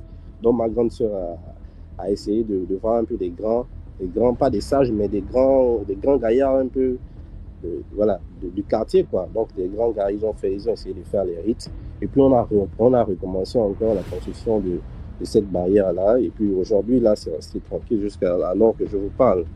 C'était pas vraiment quelque chose de mystique, mais c'était pour que les gens sachent vraiment que le surnaturel, ça existe vraiment. Parce que, ouais, c'est un peu ça. Sinon, voilà. Bon, moi, en tant que jeune, ça nous avait choqué, voilà. Ça nous avait vraiment choqué. On nous disait, mais c'est juste une barrière, quoi. Tu vois un peu, non? Voilà. C'était un peu ça, mon histoire. Merci beaucoup. Merci beaucoup pour ton histoire. De s'abonner, de liker, de partager les vidéos de DMG, que ce soit sur TikTok et soit sur Facebook et YouTube. Voilà. Merci. Voilà. Bonne soirée. Bonsoir, la voix. Je voulais partager une histoire avec vous. Donc, ça s'est passé il y a 6 ans, alors que je passais mon bac et tout. On a un condisciple de classe qui est décédé 1 mois avant le bac. Et c'était mon camarade de banc. On s'asseyait sur le même banc et tout. Mais c'est bizarre, on n'avait pas une relation assez intense et tout. C'était juste bonjour, on se partageait quelques trucs, mais sans plus. Et puis, le jour de son décès, vu que on était en examen, on préparait en fait le bac, donc il y avait des sessions d'examen et tout. Et ce jour-là, le gars là et moi, on a tellement parlé, tellement parlé. Et après, il m'a fait un câlin, chose qu'on n'avait jamais fait. Il m'a fait un câlin, il m'a serré tellement fort et tout. Il m'a dit, bah, à demain et tout. Et donc, chacun est rentré chez soi et tout. Et ce matin, le lendemain, j'avais du mal à me lever pour aller à l'école. Je sentais mon corps tellement lourd, j'avais la flemme. Mais avant que je me réveille vers le petit matin, je fais genre un songe. Je suis même pas endormie en fait. Je suis entre mi-sommeil, mi-éveillée. Et je vois le gars en fait apparaître dans ma chambre. Il est à proximité de mon lit et tout. Et donc dans le rêve, je lui dis, mais qu'est-ce que tu fais là? Comment tu as fait pour arriver chez moi? Comment tu es dans ma chambre et tout? Il me dit, non, il faut que je te parle, j'ai quelque chose à te dire. Je dis, de quoi il s'agit? Il dit, non, il faudrait que tu donnes une information à ma maman et tout. Je dis, mais tu parles de quoi? Toi, tu es chez toi, pourquoi tu n'as pas parlé à ta maman et tout? Et c'est comme ça, finalement, j'ai coupé le rêve. Je me suis réveillée, j'ai dit, ah, j'ai prié. J'ai dit, ça, mais ça, c'est quel rêve, en fait? J'ai prié. Et donc, quelques temps plus tard, je suis allée me doucher, je m'apprêtais pour aller en cours. Il y a mon condisciple de classe qui m'appelle, qui me dit, il y a un tel qui est décédé. Je dis, quoi? Tu me parles de quoi en fait? Il me dit, oui, il est décédé. J'ai dit, bah écoute, arrête de blaguer et tout. De toutes les façons, moi je suis en train d'arriver. Il me dit, non, ne viens même pas parce qu'on nous a dit de rentrer chez nous, il n'y a pas cours. Il est décédé. Je dis, moi je suis en train d'arriver, je sais pas de quoi tu me parles et tout. Donc et tout, finalement je me suis rendue en cours et tout. Quand j'arrive, je trouve tous mes condisciples de classe vraiment affligés, tout le monde en train de pleurer et tout et tout. Je dis, mais qu'est-ce qui se passe? Oh, il est décédé, apparemment, on sait pas. On nous a juste dit qu'il est décédé. Et finalement, tout le monde, on va se rendre chez ses parents et tout. Et de là, sa maman va nous expliquer qu'il va juste dire bonne nuit à tout le monde. Il va aller se coucher et il s'est jamais réveillé. Et à l'hôpital, ils ont dit crise cardiaque et tout, et nanani, et nanana, en tout cas, bref. Mais j'avais pas cessé de rêver de ce gars. Il venait tout le temps dans mes rêves, me dire non, il faut que tu ailles dire à ma maman qui m'a tué, qui m'a fait ça et tout. Et comme moi je priais, je lui disais non, il n'existe plus de lien entre les vivants et les morts. Tu ne peux pas venir tout le temps me hanter, tu ne peux pas venir tout le temps dans mes rêves et tout et tout. Ce qui fait qu'au bout d'un moment, j'étais devenue bizarre, j'étais plus moi-même en fait. Parce qu'il me suivait partout. Et quand j'allais à l'église, une fois c'est un frère de l'église qui m'interpelle pour me dire « Tu es venu avec qui ?» Je lui dis « Je suis venu avec qui? Comment je suis venue seule ?» Il me dit non, mais il y a quelqu'un qui est resté, comme là où à mon église, il y avait en fait des arbres avant d'arriver, il y avait des palmiers. Il me dit non, mais il y a quelqu'un qui est en train de guetter derrière le palmier. Genre la personne est venue avec toi, mais la personne n'est pas venue jusqu'ici. Si c'est un de tes frères, dis-lui de venir. Mais comment je sors la tête, je regarde, il y a personne. Je dis ah certainement que tu t'es trompé et tout. Il me dit si j'ai aperçu quelqu'un. Après bref, c'est passé. Et c'était continuel. Quand j'allais dans un endroit, on me dit, mais tu es venu avec quelqu'un? La personne qui est venue avec toi, c'est qui? Je sens que, mais je suis venue avec qui? Et le gars, on ne l'avait même pas encore enterré. Le gars venait à chaque fois dans mes rêves, il venait à chaque fois. Même au lycée, je le croisais en fait. C'est-à-dire, c'était pas tant que je le voyais comme je pouvais voir une personne humainement, mais c'est du genre comme une impression et tu vois comme si c'est réel que la personne est là. Et après, je me disais que certainement que je suis folle, c'est moi. Donc, j'avais juste parlé de ça avec une amie et c'est d'autres personnes aussi dans le lycée qui disaient qu'effectivement, ils le voyaient au rez-de-chaussée parce que nos classes étaient à l'étage. Donc, ils traînaient au rez-de-chaussée du bâtiment des classes et tout. Et c'est comme ça, tout le monde disait que non, mais on le voit là, il traîne là et tout et tout. Et le gars, finalement, la dernière fois qu'il était venu dans mon rêve, il va venir me dire et tout, écoute, voilà ce que je veux que tu puisses dire à ma maman. C'est un tel qui m'a tué. En fait, c'était un de ses oncles. Et sauf que maintenant, il y avait des conflits dans la famille parce que eux, ils cherchaient à savoir qui avait tué le jeune homme, alors que c'était une autre personne. Une personne dont personne ne pouvait même s'imaginer, en fait. Et il a dit non, va dire à ma maman que c'est une telle personne qui m'a fait ça. Je dis, mais moi, je ne peux pas. Je suis pas de ta famille, je suis pas ton parent.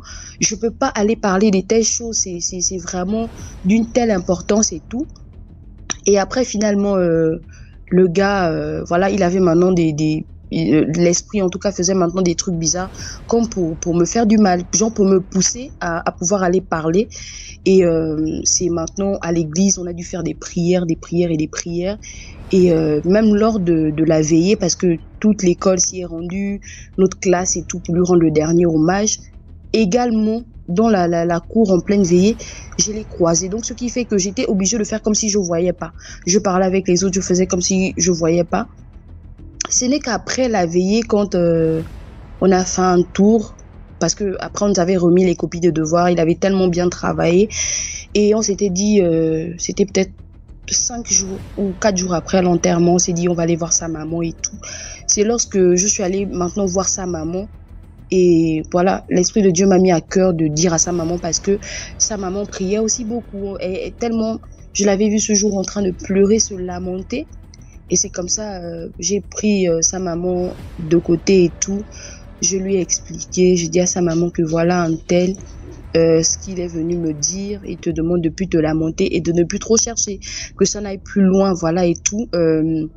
C'est un tel qui lui a fait ça. La maman, elle s'est évanouie en fait. Et devant moi, et les gens demandaient que mais qu'est-ce qu'il y a, qu'est-ce que tu lui as dit, machin et tout et tout. Et c'est de là après, vu que après entre-temps je fréquentais toujours, en tout cas je ressentais toujours le besoin d'aller vers cette dame, de toujours la voir et tout. Et mais il y avait toujours des problèmes de famille, mais par la grâce de Dieu ils avaient réglé ça, et l'esprit du garçon m'avait quitté parce que j'avais dû faire des prières à l'église, on avait prié pour que voilà, pour que cet esprit voilà disparaisse et tout, et plus jamais, jusqu'à un mois après son enterrement, j'avais plus jamais rêvé du gars. Quand j'ai dit à sa maman, c'était vraiment comme un poids que j'avais enlevé de moi, et tout s'était passé pour le mieux, et je crois qu'il repose en paix aujourd'hui. C'est l'histoire que j'avais à partager. Merci. Je tiens déjà à rappeler que, bon, que je suis, s'il faut le dire comme ça, je suis au Gabon, et l'histoire se déroule dans la province de la Nyanga. Mais avant que tu ne commences, qui a remarqué que depuis un certain temps-là, il y a beaucoup de Gabonais qui sont dans la page. C'est intéressant, hein? Il y a beaucoup de Gabonais, c'est bien ça. Merci beaucoup à vous. Merci pour la force. Okay. C'est gratuit. Donc je disais que j'étais à Tibanga. Et voilà, je revenais de Port-Gentil donc pour passer le bac. J'avais été transféré pour des causes professionnelles pour ce qui est de mes parents. Donc en arrivant, j'ai trouvé déjà toute une bande de personnes avec qui je devais passer l'année. Et eux, comparé à voilà mon arrivée, eux ils avaient commencé à apprendre. Ils avaient commencé les cours depuis la 3e. Ils étaient ensemble depuis la 3e, et donc ils se connaissaient déjà tous. Et en arrivant, je suis arrivé, je me suis, je veux dire quoi, je me suis fondu dans la masse, et voilà. On est arrivé au point où, à la fin du 2e trimestre, on se préparait bien pour l'examen, et j'ai commencé à faire certains rêves. Non seulement moi, mais certaines autres personnes de la classe qui se voyaient ne pas obtenir l'examen. Donc, la personne m'a expliqué, moi aussi j'ai expliqué le même rêve à la personne en question, et on a décidé de prier.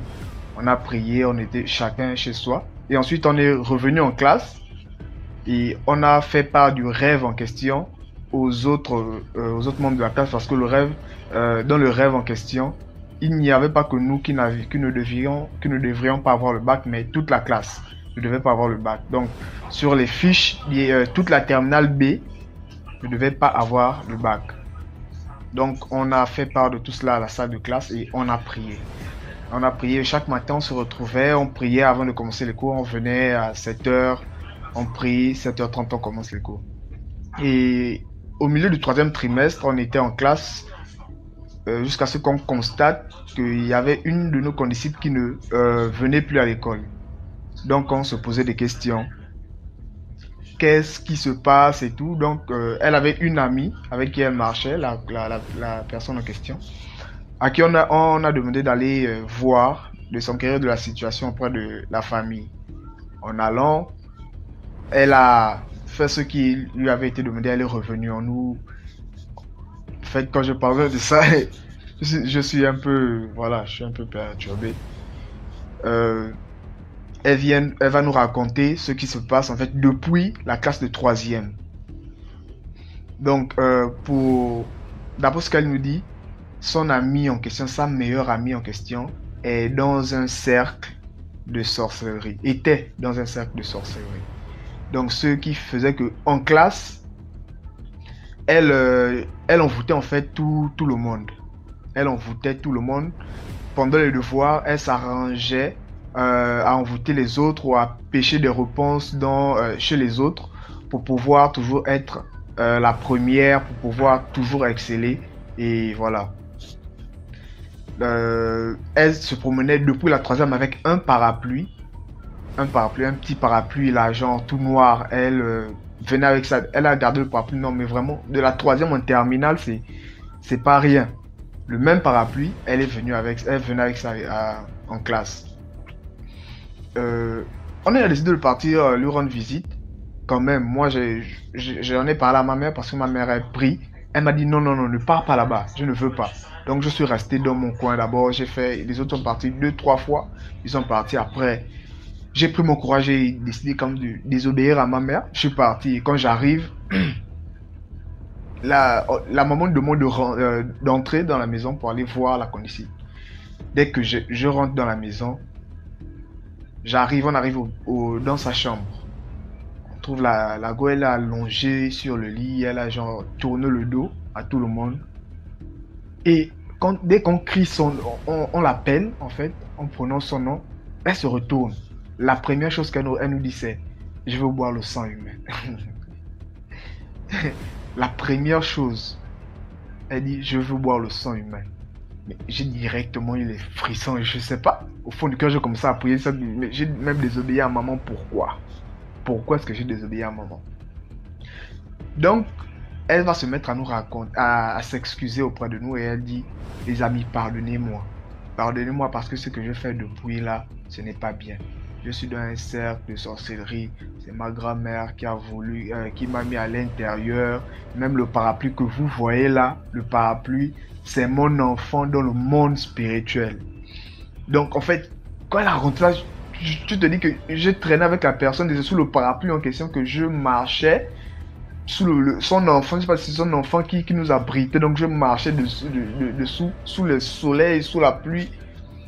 Et le pire, c'est que moi-même, cette fille-là, en fait, j'ai un ami que je poussais dans les bras de la fille parce qu'elle rayonnait, en fait. Elle était jolie. Tu es sûr que c'est l'ami ou c'est toi-même que tu poussais? C'est l'ami? Non, pas moi. Pas moi. C'était mon ami. Je poussais mon ami vers elle et puis, bon, j'étais tétanisé quand elle racontait ces choses-là. Après, à un moment de sa confession, elle n'arrivait plus à parler. Donc elle restait bouche bée. Elle ne parlait plus. Elle voulait bien dire quelque chose, mais elle n'arrivait plus. La personne était devenue chétive. Sur le coup même, elle a blanchi. On a commencé, on a prié. Même quand on est reparti chez nous, on s'est dit, les gars, on ne va pas laisser ça comme ça. Si elle a commencé depuis la 3e, et on sait que depuis le début de l'année, elle travaille. Donc, il faut qu'on se mette à prier. On a prié. Et le bac, avant la proclamation du bac, on était là, on stressait. On ne savait pas ce qui devait se passer. Si le Seigneur avait agréé nos prières, on ne savait pas. Mais on stressait et on continuait de prier. Et on a proclamé le bac. Toute la classe, la terminale B en question a eu le bac. Il n'y a qu'une seule personne qui est passée en rattrapage. Mais ce qui est bizarre, c'est qu'après cela, la demoiselle est décédée. Le même jour, elle est décédée. Donc, c'était pour vous exhorter, pour nous exhorter, que voilà, on peut être comme on est, mais Dieu porte toujours une oreille à nos requêtes, sur nos prières. Donc, ne cessons jamais de prier. Qu'importe ce que nous faisons, il va toujours nous écouter. Oh. Merci. Merci beaucoup pour l'histoire, ma partie. Allô? Oui, on attend ton histoire. D'accord. Déjà, je tenais à te remercier pour tout ce que tu fais pour nous. Pour nous qui ne... Bon, avant, on ne croyait pas à toutes ces choses qui se passent dans le monde. Hein. On nous disait beaucoup, mais on disait quitter là, sans là, c'est les choses anciennes. Et puis bon, faisait gaffe.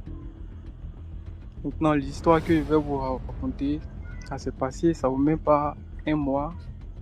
Ça vaut pas un mois. C'est-à-dire... Allô? Oui, on te suit. Allô? C'est-à-dire que j'étais là un jour comme ça. J'étais au travail. Et puis du coup, j'avais soif. Et puis bon, je cherchais à boire. Oh, moi, j'ai pas l'habitude de boire les eaux qu'on vend dans les châssis. Hein. Je sais pas si vous connaissez. J'aime boire les eaux minérales en fait. Donc du coup, ce jour-là était là, puisque j'étais au travail. Donc, il y avait plein de clients sur moi. Bon, je vous dis déjà que je suis commerçant, je vends des poulets. Il y avait trop de commerçants sur moi. Et puis bon, du coup, je ne pouvais pas laisser les clients pour aller m'acheter de l'eau, puisque la boutique et mon coin, c'est un peu trop éloigné, quoi. Donc du coup, j'étais là comme ça, en attendant mes petits du quartier qui défilent beaucoup, pour que j'aperçois un, je l'appelle pour qu'il parte m'acheter de l'eau. Donc du coup, j'étais là, je me plaignais beaucoup, je me plaignais, moi j'ai soif, je disais aux clients, j'ai soif. Et puis bon, du coup, je vois une petite fille de 12-13 ans comme cela, elle passe avec son eau en châssis, ce que j'ai pas l'habitude de boire, elle passe avec ça, bon, je me suis dit que non quoi. Du coup, j'ai soif, je sais pas comment faire, donc ce jour-là seulement, j'avais décidé de boire ça comme cela, même si ça allait mieux. Parce que si je bois une fois, 2 fois net, mon ventre commence à couler d'une manière, d'une raison pour laquelle j'avais décidé de ne plus boire. Donc elle est venue, je l'ai vue passer, puis je l'ai appelée. Elle est venue, elle m'a servi de l'eau, elle a acheté pour 100 francs.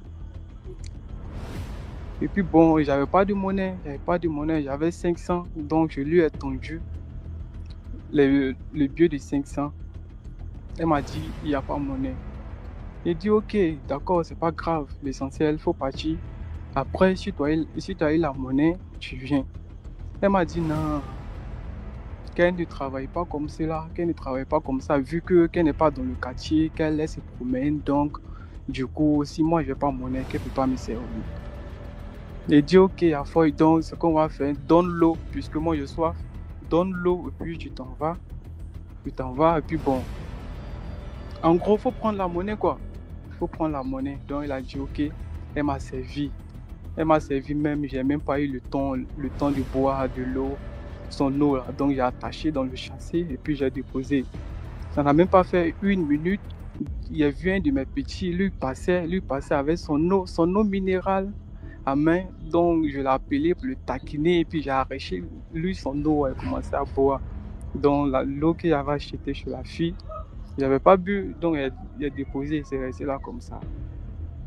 Maintenant le lendemain, je vois la même fille, elle vient, elle me dit, bon, elle est venue me donner ma monnaie quoi.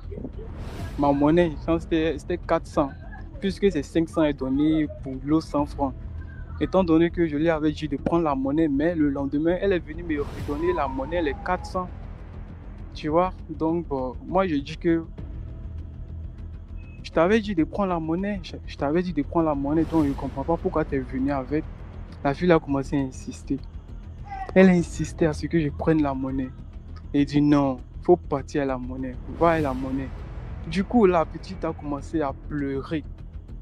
Que moi de prendre la monnaie. Sinon, ils vont la tuer. Si moi, je ne prends pas la monnaie, ils vont la tuer. Moi, je dis, tuer comment? C'est-à-dire te donner quelque chose, puis ils vont te tuer. Puisque moi, déjà, mon point de commerce, il y a beaucoup de clients sur moi. Donc, du coup, Je lui ai dit que non, qu'elle n'a pas partir à la monnaie. Elle n'a pas partir à la monnaie. Donc, elle insistait. Elle aussi, elle insistait. Elle insistait. Et puis, il y a un de mes clients, lui, c'était un charlatan. Un charlatan. On sait tous que les charlatans, souvent, ils aiment acheter les poulets africains. Voilà, ils aiment beaucoup acheter ça. Donc, lui, il était là. Lui, il a vu la scène. Donc, du coup, il m'a approché. Il m'a dit, qu'est-ce qui se passe? Bon, du coup, je l'ai expliqué ça rapidement. Lui, il a dit que non. Bon, il dit, il va causer la fille. Je ne sais pas, mais il y a quelque chose qui me disait de ne pas prendre la monnaie avec la fille, en fait.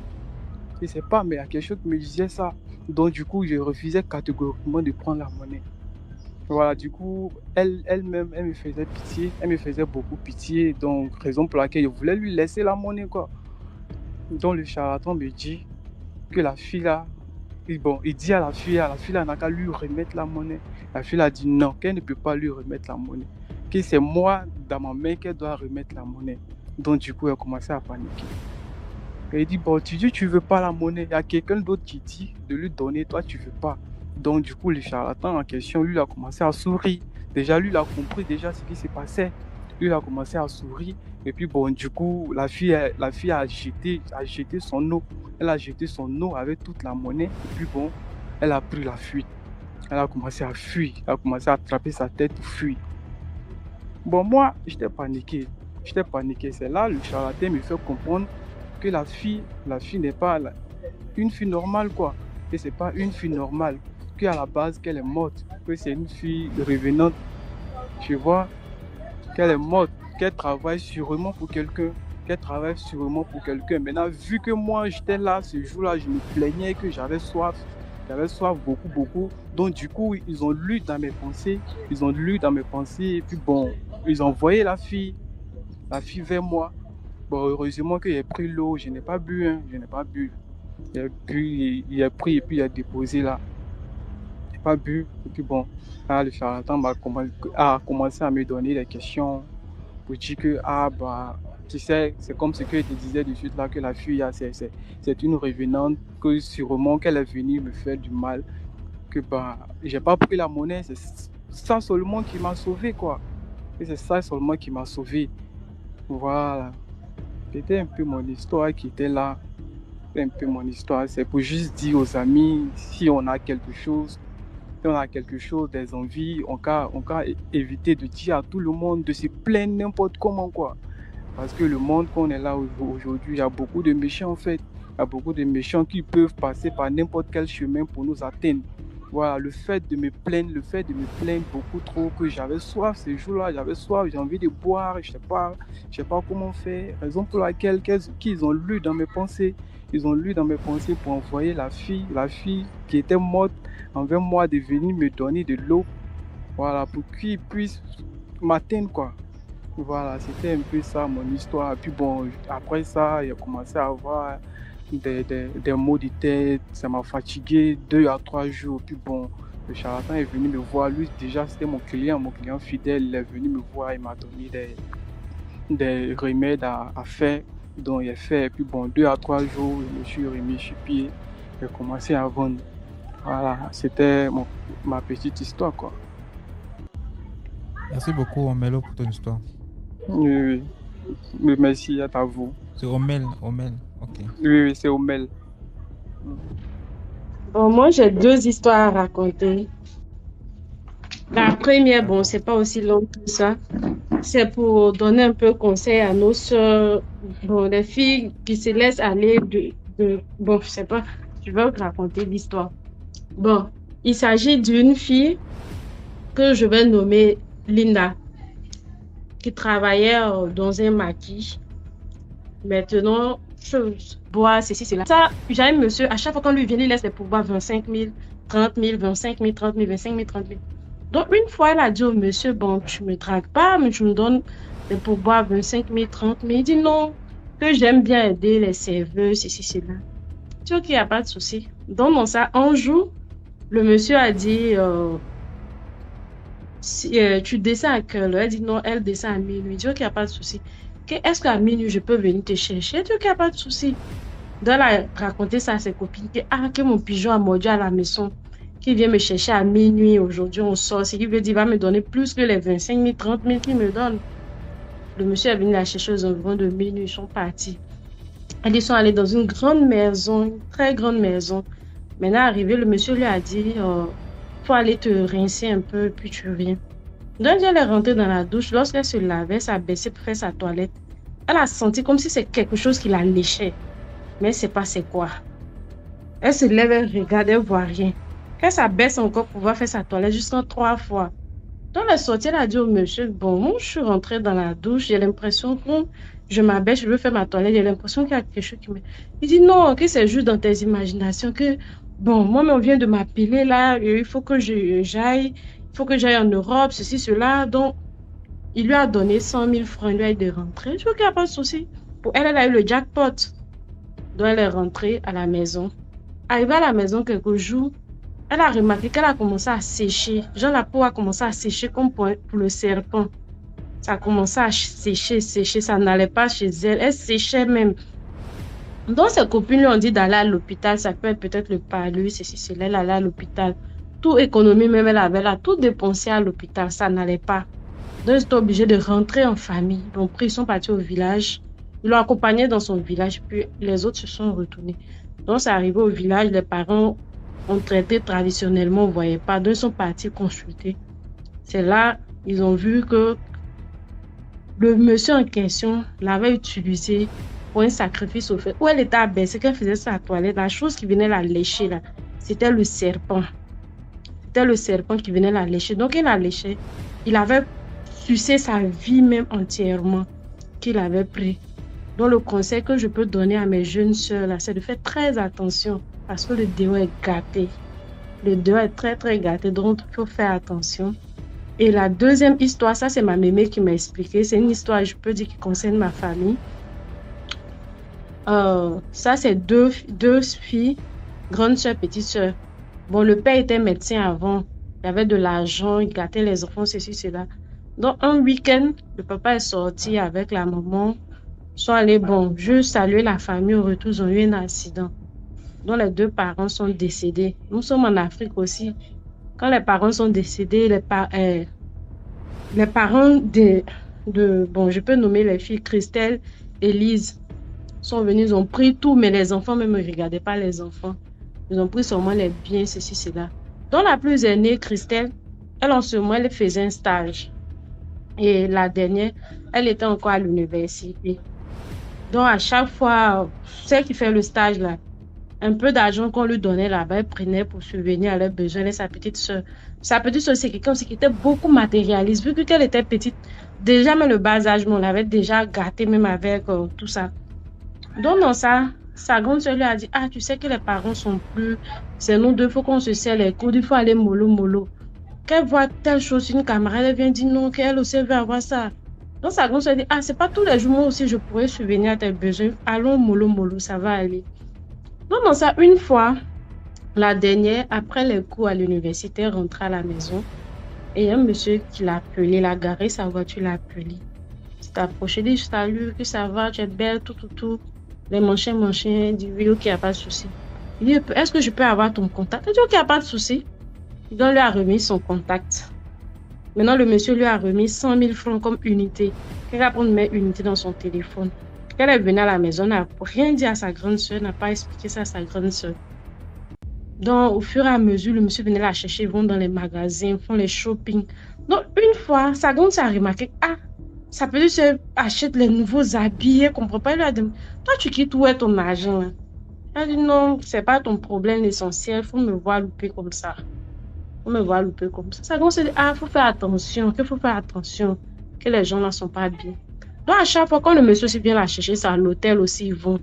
Donc, une fois, elle a dit au monsieur que, ah, chaque fois, quand tu viens me chercher, c'est à l'hôtel, on part. Que moi, je veux aller chez toi, je veux connaître chez toi. Le monsieur dit, ah, que moi, je ne veux pas t'envoyer chez moi. Elle dit, non, qu'est-ce que tu m'aimes pas? Le monsieur dit, s'il te plaît, que je t'aime, mais je ne veux pas t'envoyer chez moi. Elle a insisté. Le monsieur dit, ok, il n'y a pas de souci. Le monsieur l'a pris, ils sont partis chez lui. Elle dit, ils ont roulé. Ils ont quitté la ville même. Ils sont rentrés dans une brousse, arrivés devant. Elle avait une grande maison. À peine ils sont arrivés, les lumières se sont allumées, tout. Elle est rentrée dans la maison, elle a snappé avec le monsieur, tout. Donc, il était 20h. Le monsieur dit non, qu'il va aller la descendre. Elle dit jamais. Le monsieur dit, qu'il lui doit aller quelque part à 20h. Elle dit forcé, où le monsieur va partir. Elle le monsieur veut partir. Il dit non, que tu ne peux pas me suivre là où je vais. Elle dit forcé. Elle veut aller là-bas. Il dit ok, il n'y a pas de souci. Qu'est-ce que je suis? On part ensemble, mais ton sang est sur ta tête. Elle dit oui, que ce n'est pas son problème. Donc, le monsieur l'a pris, ils sont partis. Déjà, le monsieur appartenait à un groupe, à une réunion. Dans leur groupe, il faut que tu couches un serpent. Genre, chez eux, c'était comme ça. Tu devais coucher avec un serpent. Donc, arrivé là-bas, en route, mais qu'ils étaient presque arrivés, le monsieur maintenant a commencé à l'expliquer. Ça, le monsieur lui a dit, tu ne peux pas faire demi-tour, parce que nous sommes déjà arrivés même. Tu ne peux pas faire demi-tour. Que moi, au fait, on m'a envoyé derrière toi. Vu que tu es une fille, tu es matérialiste. Tu veux tout avoir, tout. On m'a envoyé derrière toi. Moi, je veux que tu aies un bon cœur. C'est pourquoi je ne voulais pas te faire du mal. Mais comme tu as insisté que tu veux venir, là, ton sang est sur ta tête. Il dit, ok. Elle était là, paniquée. Elle dit non, qu'il ne faut pas pleurer. Elle demande pardon. Elle dit non. Qu'est allons. Pendant ce temps, sa grande soeur dit elle priait. Elle dit elle priait. Arrivé au moment où elle a vu que son chapelet est coupé. Pourtant, quand tu pries, ton chapelet se coupe là, c'est qu'il y a un problème. Quand elle était là, elle s'inquiétait, elle appelle sa petite soeur, ça sonne, sa petite soeur aussi ne prend pas. Pendant ce temps, la petite soeur était là-bas. Arrivée là-bas, elle est descendue du véhicule. Le monsieur a fait les présentations, tout. Aujourd'hui, c'est mon tour de coucher le serpent. Mais comme j'ai envoyé quelqu'un, c'est la personne qui va coucher le serpent.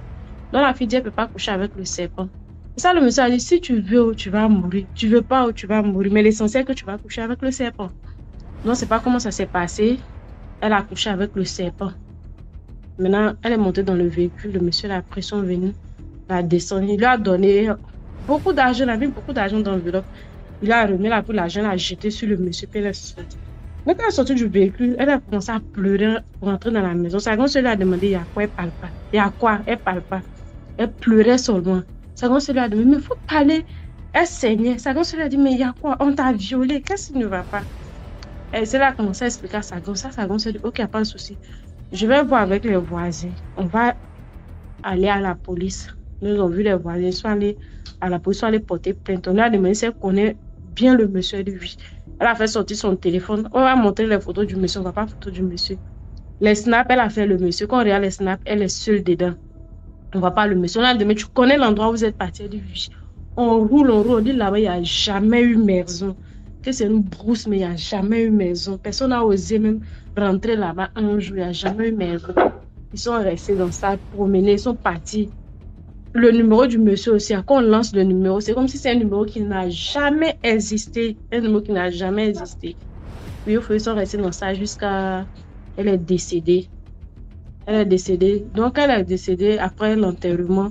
C'est une fois, sa grande soeur rangeait un peu la maison. Puis elle a vu le sac à main de sa petite soeur là.